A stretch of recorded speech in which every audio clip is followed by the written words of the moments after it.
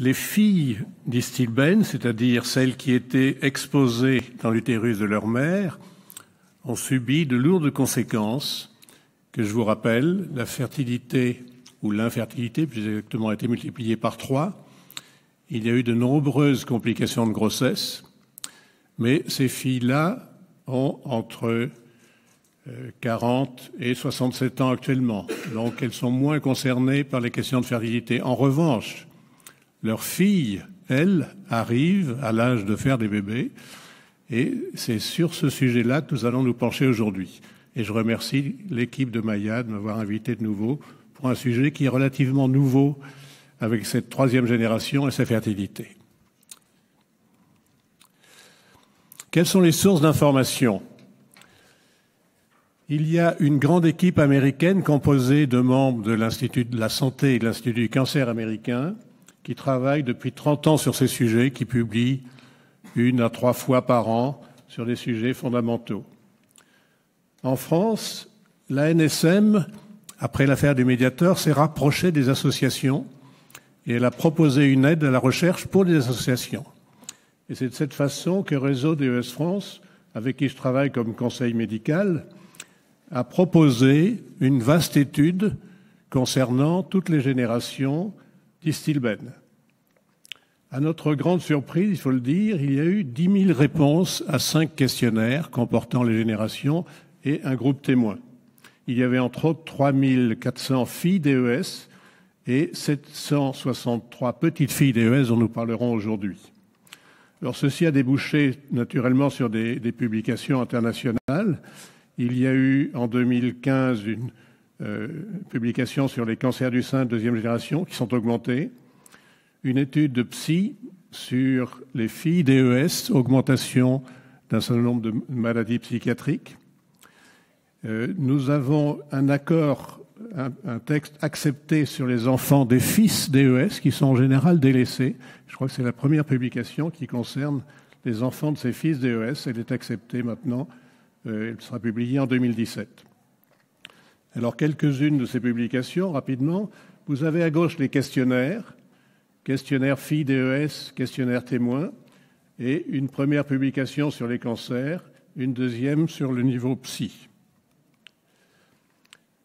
Une 3e publication concerne les effets secondaires chez les filles de 3e génération, et ceci concerne les malformations, les cancers, et aussi, comme ces filles sont souvent prématurées, il y a un taux élevé d'infarcts moteurs cérébraux.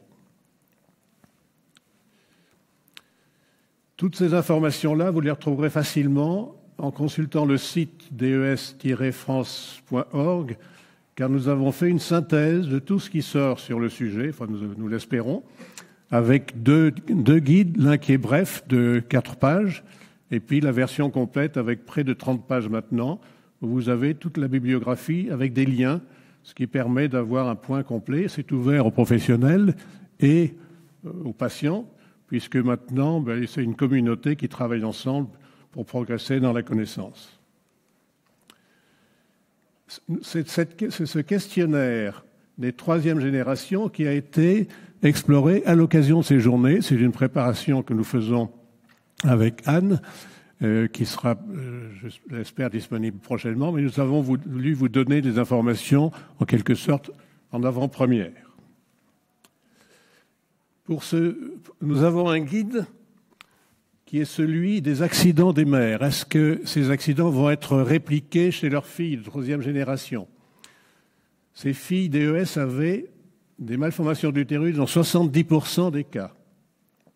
Une infertilité augmentée, nous l'avons vu, grossesse extra-utérine augmentée, prématurité, et aussi, on connaît les cancers particuliers, ACC, qui frappaient, mais surtout autour de l'âge de 20 ans. Premier point, est-ce qu'il y a des malformations de l'utérus ? 4 références sur le sujet. Kaufmann, 2002, 28 petites filles explorées avec toutes les imageries imaginables, possibles, si je peux dire. Aucune anomalie. Titus, 2010, 3800 filles, aucune anomalie notable. Dans notre étude de 2016, 2e génération, 2200 petites filles, taux normal d'anomalie utérine. Et puis, dans notre étude actuelle, le questionnaire a porté sur 380 filles âgées de 18 ans et plus, et voici les informations. Alors, nous avons une population composée au total de 383 personnes, mais certaines ont des mères d'Istilben, d'autres des pères, et même 8 ont la chance, si je peux dire, d'avoir à la fois le père et la mère d'Istilben. Ça n'a pas eu plus de conséquences, comme on va le voir. Si vous regardez maintenant la synthèse qui est dans la colonne de gauche, on remarque qu'il y a un taux de malformation global qui est un peu élevé, 2,8, mais c'est une étude rétrospective et on ne peut pas échapper à un biais possible. Les utérus bicornes cloisonnés qui sont bien connus, qui sont des anomalies d'embryologie et qui ne sont pas liées au Distilben. Ce qui nous a tout de même interpellés, c'est que la maladie de Rokitansky, qui est normalement une fréquence de 1 sur 4500 filles, a été rencontrée à 3 exemplaires, 2 avec mère d'Istilben et 1 avec père DES. Alors, c'est une étude rétrospective, il y a facilement des biais de recrutement. Toutefois, ça pose la question, après ce qu'on a entendu maintenant, on sait qu'on recherche beaucoup et on trouve des causes génétiques à la maladie de Rokitansky, mais on peut se demander, et c'est la question que je renvoie à Anne, s'il n'y a pas aussi des possibles mécanismes épigénétiques.